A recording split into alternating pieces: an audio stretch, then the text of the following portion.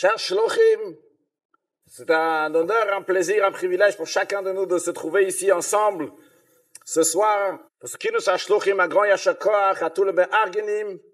Et comme le Rebbe dit, dans la Sikha de Trouma Nunbet, que Potrim Bibracha commence avec la bracha et particulièrement lorsqu'on se trouve au début du Kinus, du Chodesh Adar, lorsqu'il y a lors de Marim Besimcha, un mois de Bari Mazal pour le peuple juif, on a toutes les brachot que les Bnei Israël ils ont besoin, et particulièrement les Shluchim, commençant par les brachot qu'il y a dans la paracha d'hier, va vatem et Hashem Elokachem, ça fait partie de la bracha aussi, de servir à Kadosh Baruch Hu, de servir, de faire la voie de ta shlichut, et kabbalat Mashiach tzidkeinu, ou veirach et lachmecha, vet memecha, Kadosh Baruch Hu va bénir, va donner la bracha dans la parnassa. Et comme le Rebbe il dit, Zav, on commence avec de l'or, parce que chaque juif, il est riche, chacun va dévoiler sa richesse pour avoir une achava begashmit ou beruchmit, pour pouvoir faire la shlichut, mitor simcha, vetuv levav, avoir des enfants en bonne santé, des enfants, réussir dans l'éducation, Bezrat Hashem, avec le shalom et ardut, avec tous les shlochim qui sont ensemble, tous ici présents, ce kidus qui est naï la tzadikim, et naï la olam, qui est donc naï pour nous, et naï pour tous les gens qui on va atteindre après ce kinus, que tout soit mitoch ardut, veshalom, besimcha, v'tolevav, avec un richut yam, veshalim tovat pour tout le monde, avec une excellente santé, l'essentiel de tout, la venue de Mashiach, na'u, l'chaim. On raconte chez les Chassidim que Yehuda, il a été envoyé par son père Yaakov à Goshen pour préparer le terrain. Bien qu'il y avait Yosef aussi, qui était déjà sur place, et Yosef aussi c'était un Talmid Chacham, il savait bien étudier. Malgré cela, il n'a pas été envoyé pour lui préparer la yeshiva. Ça fait que Yehuda va préparer la yeshiva. Alors dans les Farbring, ils ont dit que Yosef était extraordinaire. Et sans doute, Yosef, ils enseignaient ce qui se passait chez Yaakov à 770, chez le Nasi Ador. Mais il était 22 ans après. Lui, il est parti en Shlichut en Tavshin Lamed. Mais il y avait besoin des gens qui sont frais, qui sont avec Tavshin Nunbet 22 ans plus tard, et qui vivent ce que le Rebbe il a dit maintenant, pas juste à distance, mais qui vivent ce que le Rebbe il dit maintenant, et comment un chassid il doit vivre actuellement, et pas juste dans le passé, bien que le passé aussi est très important. Alors lorsqu'on se retrouve ensemble aujourd'hui, ce qui nous a shloché magnifique, extraordinaire, cette ardout qui amène que des bonnes choses, rappelons ce que le Rebbe il a dit dans le dernier qui nous a shloché maolami. Le Rebbe il dit que tout d'abord rappelait le rôle des shlochim de notre génération, particulièrement le chidush qui se rajoute dernièrement, le kabel pneumeshiach tzidkeinu begoula amitit. C'est-à-dire qu'il y a plein de choses qui sont très très bonnes, très importantes, etc. Mais le Rabbi dit que mizman, de temps en temps, il y a un chidush, il y a une nouveauté dans la shlichut particulière. Et c'est quoi cette shlichut particulière? C'est quoi sa qualité? C'est choderet, qu'elle s'imprègne. C'est le char, c'est la porte à travers lequel tous les sujets de la shlichut y passent. Donc c'est le fondamental pour tous les sujets de la shlichut. Et le Rabbi dit que ce sujet-là, c'est pas comme un sujet, alachat kama vekama en ce qui nous concerne. C'est pas juste un détail, c'est quelque chose d'essentiel. Achana pour biat Mashiach tzidkeinu. Et particulièrement, le Rabbi dit, donc c'est quoi le travail? La voda de shlichut, maintenant, c'est d'être prêt, le kabel de Mashiach tzidkeinu bepoel mamash. Là, on comprend que ça, c'est le but de Kinus HaShluchim, de discuter ensemble et ressortir avec des bonnes résolutions pour les accomplir concrètement. Comment faire la shlichut particulière de notre temps, Kabbalat Pnei Mashiach tzidkeinu. Ça, c'est ce que le Rabbi dit au début de la Sikha. Comme ça, le Rabbi commence le Kinus HaShluchim.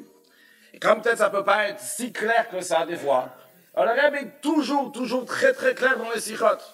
Le Rabbi dit, Misé ba'ora bepoel. Qu'est-ce que concrètement il faut faire? Il dit le chol levosh tout d'abord.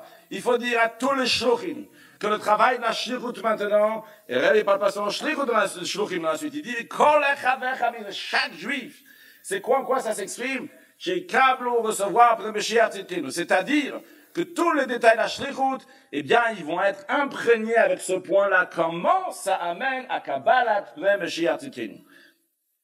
Pour simplifier les choses, le Rabbi dit la kavana bepashtut, que de ceux qui nous sachent shlochim, on doit aller après chez nous à la maison, dans l'endroit où on habite, pour préparer tout le monde le kabab de Mashiach tzidkeinu. Comment on fait ça? Le Rabbi dit, donc en expliquant le sujet de Mashiach, comme expliqué dans Torah Shebirtav, Torah Shebe'al Peh, le Rabbi dit be'ofen amid kabel, Alors, juste pour clarifier la définition de Ofen Amid Kabel, c'est pas que si moi j'arrive pas à recevoir, ou si je pense que l'autre va pas pouvoir recevoir, alors je me tais. C'est pas ça du tout. Le rabbi dit Ofen Amid Kabel, ça veut dire que tu dois te casser la tête pour entrer dans les chaussures de l'autre personne qui va pouvoir comprendre dans sa tête à lui, dans son Chabad, dans son Chochma Binadat, qui va comprendre le message de Mashiach.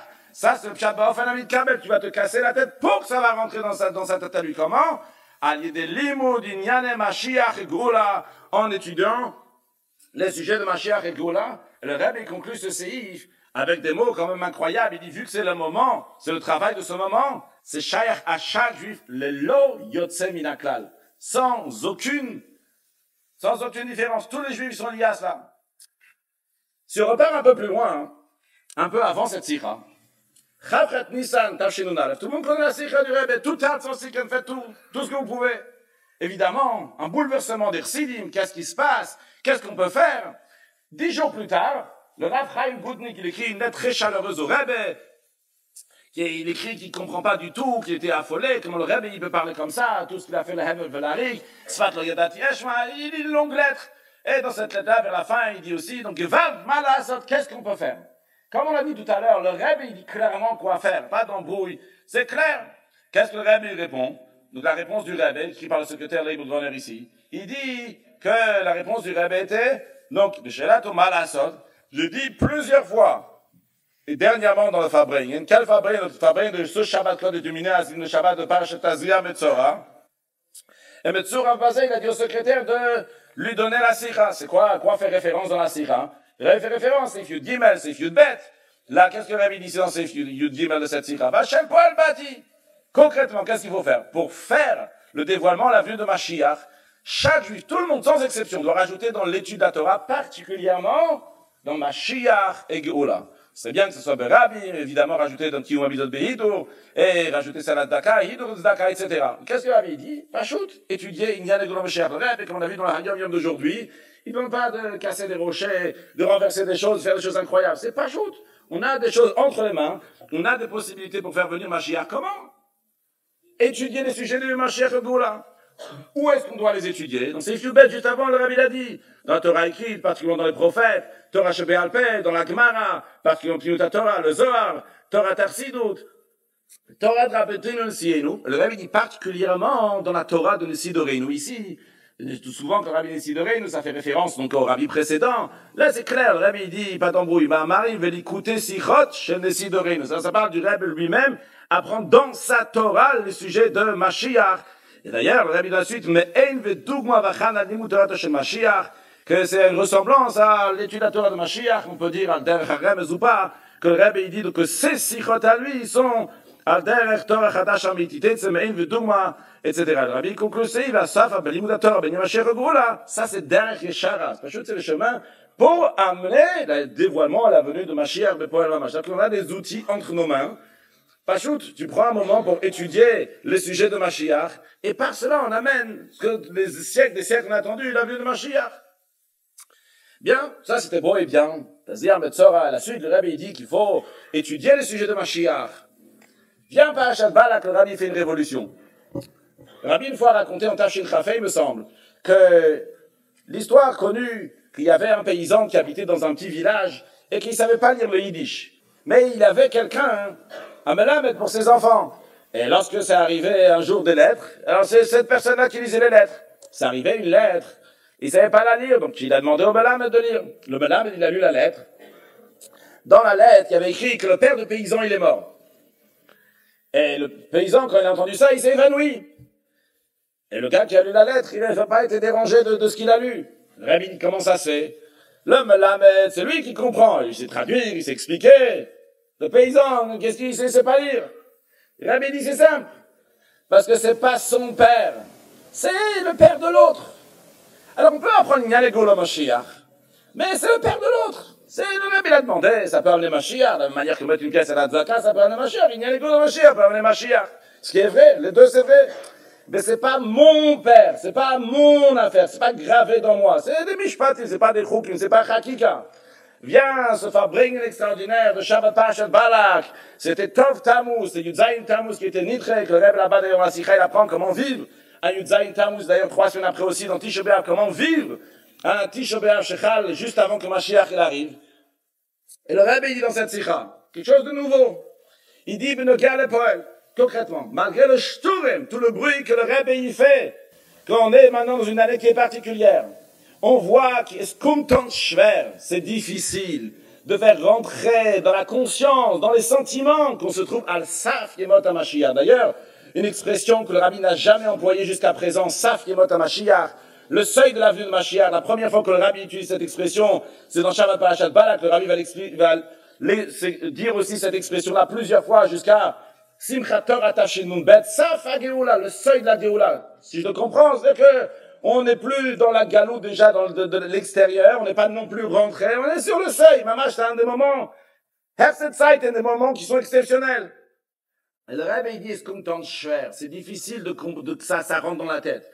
Et qu'il y a d'où à la Yodim, un de Choser, il m'a dit clairement, que quand le Rebbe, il dit, c'est difficile, il parlait pas des gens dans la rue. Il parle de Onzere, no chevre anus, le Rebbe, il parle, lui il dit, ah, mais ça marche pas avec mon contexte, je suis déjà depuis Tafshina, mais dans Shlechut.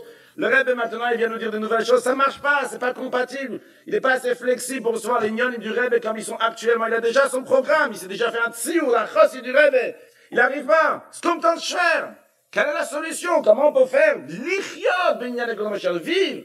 Pas juste étudier, information, c'est intéressant, ce qui va se passer lorsque Mashiach va venir, on va vivre comme ça, il y aura ci, il y aura ça. L'ichyot, comment on fait pour maintenant vivre? Le Rebbe, il dit, c'est quoi le conseil? Va etzelazer. Il y a une solution, c'est quoi? C'est étudier Inyan Egula Mashiach. Quel rapport? L'ichyot. Le Rebbe dit 2 choses. Premièrement, le Koach HaTorah. La Torah, elle a une force particulière. C'est quoi la force? De changer la nature d'un être humain. Que même si quelqu'un, par rapport à son sentiment, il est encore chas v'shalom à l'extérieur de la Géoula. Et c'est intéressant quand le Rabbi s'exprime. Un juif qui n'est pas dans la Géoula, chas v'shalom. Ça, c'est catastrophique. Chas v'shalom, il n'est pas dans la ligne de Géoula. Eh bien, en étudiant la Torah, Inyan et Géoula. Parce que là, il s'élève à une situation de Géoula. Il commence à vivre Inyan et Géoula Mashiach. Comme le Rabbi dit dans le Seif, juste avant, dans le Seif Yudbet, que, comme on a parlé de notre Koufa Achrona, en ce qui concerne l'étude Torah Inyan et Géoula Mashiach, pas en tant que Sgoula. C'est ça le chidouch ici dans Parashat Balak. C'est pas juste une Sgoula. Dans ta Metzora, le Rabbi dit, tu vas étudier, c'est bien, ça amène la venue de Mashiach. Ça permet des choses qui sont derrière Richard avec Allah. Un chemin facile, il y a mettre la tzedaka et faire mitzvot beidou. Inyan et Géoula Mashiach, ça c'est derrière Richard. Là, le Rabbi dit, c'est pas juste une Sgoula pour amener Mashiach, mais aussi essentiellement pour commencer à vivre Inyan et Géoula Mashiach. Pourquoi? Il faut vivre avec le temps. Ouais, on connaît tous vivre avec le temps, vivre avec la paracha de la semaine. Le Rebbe ici, il a d'autres notions aussi.